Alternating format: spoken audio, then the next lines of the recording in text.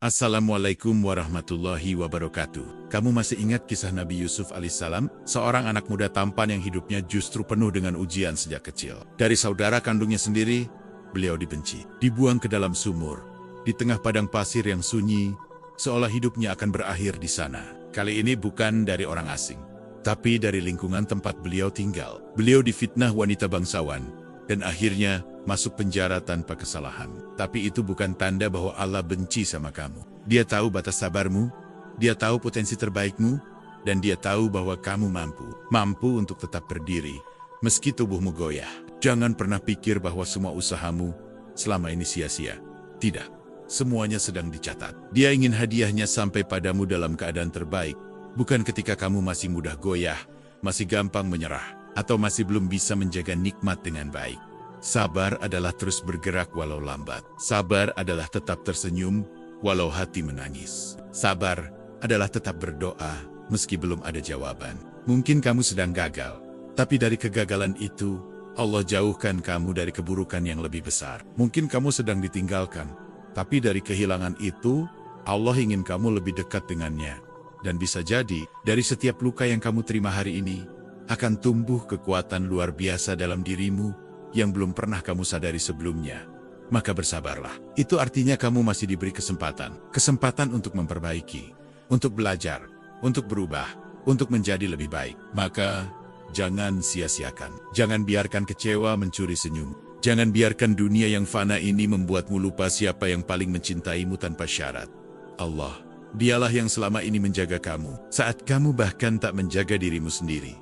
Dialah yang selama ini menguatkanmu, saat kamu sendiri merasa rapuh. Dialah yang selalu menerima kamu apa adanya, bahkan ketika orang lain meninggalkanmu karena kekuranganmu. Karena sabar adalah kunci segala pertolongan. Kamu sangat istimewa. Allah tidak menilai dari jabatanmu, hartamu, atau status sosialmu. Allah menilai hatimu, keikhlasanmu, ketulusanmu dalam menjalani hidup ini. Sedang disusun menjadi jalan menuju kebahagiaan yang kamu impikan. Dan Allah tidak akan pernah mengecewakan hambanya yang berserah sepenuhnya. Percayalah, hidupmu akan berubah. Bukan karena kamu hebat, tapi karena kamu sudah benar-benar percaya pada Allah.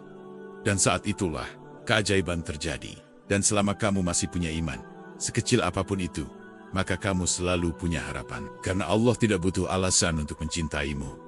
Dia mencintaimu karena kamu adalah ciptaannya. Karena kamu adalah hambanya, dan karena kamu punya potensi untuk menjadi lebih baik setiap harinya. Karena sabar adalah bukti bahwa kamu percaya. Percaya bahwa Allah tidak pernah tidur, bahwa Allah tahu segalanya, dan bahwa Allah pasti menepati janjinya. Bukankah dalam Al-Quran Allah sudah bilang, sesungguhnya bersama kesulitan pasti ada kemudahan, bukan setelah kesulitan, tapi bersama. Ketika hati kamu sudah cukup dewasa untuk tidak mengeluh lagi, ketika pikiranmu sudah cukup bijak untuk melihat makna dari setiap ujian, dan ketika kamu sudah tidak lagi bergantung pada makhluk, tapi hanya kepada Sang Khalik, maka teruslah berjalan. Jangan berhenti. Terus belajar, terus memperbaiki diri, terus mendekat kepada Allah. Karena hidup ini bukan tentang siapa yang paling cepat sampai, tapi siapa yang paling istiqomah dalam perjalanan. Artinya, kemudahan itu selalu ada. Hanya saja, kita belum bisa melihatnya. Maka, kalau kamu belum menerima apa yang kamu minta hari ini, bukan berarti doamu tidak dikabulkan. Tapi bisa jadi doamu sedang dikemas dengan indah, sedang dipersiapkan dalam bentuk yang lebih besar dari yang kamu bayangkan. Dan kamu hanya perlu satu hal, sabar, karena kamu nggak tahu proses yang mereka lalui. Dan kamu juga nggak tahu rencana Allah untukmu. Bisa jadi, Allah ingin memberimu sesuatu yang jauh lebih indah, tapi kamu harus melewati proses yang lebih panjang. Karena semakin besar takdir yang akan kamu pikul, semakin kuat pula Allah harus menguatkanmu. Dan itu tidak bisa instan. Semuanya sedang Allah susun untuk waktu yang paling tepat. Waktu yang kadang bukan sekarang, bukan hari ini, tapi saat kamu benar-benar siap menerimanya. Saat hatimu cukup luas untuk tidak sombong, dan cukup kuat untuk tidak lupa bersyukur. Mampu untuk tetap tersenyum meski hatimu penuh luka. Mampu untuk tetap bersyukur, meski yang kamu punya hanyalah sisa-sisa harapan. Karena itulah tanda bahwa kamu sedang ditempa. Sama seperti besi yang dibakar agar menjadi pedang yang tajam. Sama seperti tanah yang dicangkul agar bisa menumbuhkan tanaman. Sama seperti benih yang terkubur agar bisa tumbuh menjadi pohon yang tinggi dan rindang. Bisa jadi, itu adalah cara Allah membentukmu, mendidikmu, menguatkanmu, menyadarkanmu bahwa hidup bukan sekadar soal dunia, tapi soal bagaimana kamu mampu berdiri di hadapan ujian dan tetap yakin padanya.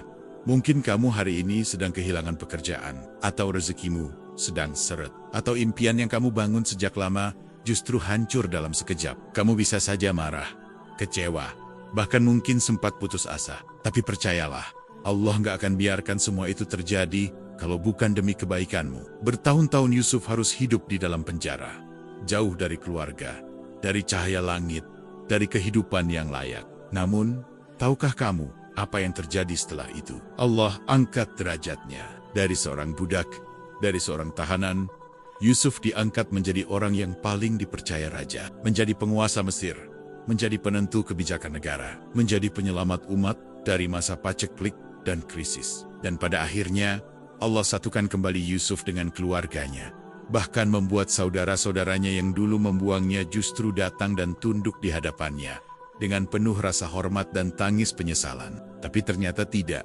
Allah masih punya rencana. Nabi Yusuf diangkat dari sumur oleh sekelompok musafir, bukan untuk diselamatkan, tapi untuk dijual sebagai budak. Apakah Allah tidak bisa langsung angkat derajatnya tanpa proses menyakitkan seperti itu? Tentu bisa. Tapi Allah ingin mendidik. Allah ingin membentuk Yusuf menjadi pribadi yang tidak hanya bijak dalam berkata, tapi juga kuat dalam bertindak. Allah ingin memoles kepribadian Yusuf dari manusia biasa menjadi manusia pilihan. Dan caranya melalui proses yang panjang, berat, melelahkan, menyakitkan. Tapi dari semua itu lahir jiwa yang sabar, kokoh, penuh keikhlasan, dan layak memikul amanah besar. Bayangkan, dari anak seorang nabi, tiba-tiba harus hidup sebagai budak di negeri asing. Itu saja sudah cukup menyakitkan. Tapi kisahnya belum berakhir. Di tempat baru, beliau mulai mendapatkan kepercayaan. Tapi ujian datang lagi. Sekarang, coba pikir sejenak. Kenapa Allah biarkan semua itu terjadi? Kenapa orang sebaik dan sesuci Nabi Yusuf harus melewati jalan hidup yang sedemikian pahit? Nah, kamu juga begitu. Hidupmu yang sekarang mungkin gak sempurna. Penuh luka, kecewa, pengkhianatan, kegagalan, penolakan. Allah gak kejam, tapi Allah Maha Tahu. Jangan remehkan setiap tangis yang kamu tahan dalam diam. Jangan anggap sepele doa-doa malam yang kamu bisikan dengan suara bergetar. Allah tidak akan memberikan sesuatu sebelum kamu benar-benar siap.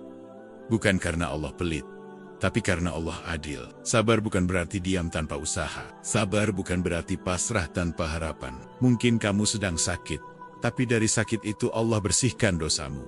Jangan bandingkan hidupmu dengan orang lain. Jangan iri melihat orang lain sukses, menikah, punya anak, punya rumah, punya penghasilan besar. Lalu kapan semuanya akan berubah? Kapan luka ini akan sembuh?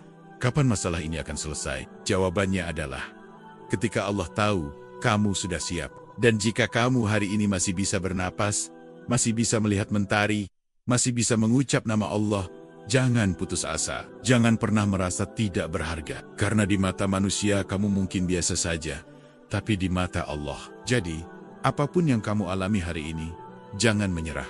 Jangan berhenti berdoa. Jangan lelah berharap. Karena semua sakitmu, lelahmu, air matamu, entah cerita ini benar atau hanya fiksi. Tapi satu hal yang pasti, bahwa kasih sayang Allah adalah nyata. Dan Dia selalu bersama orang-orang yang sabar dan berserah. Wassalamualaikum warahmatullahi wabarakatuh.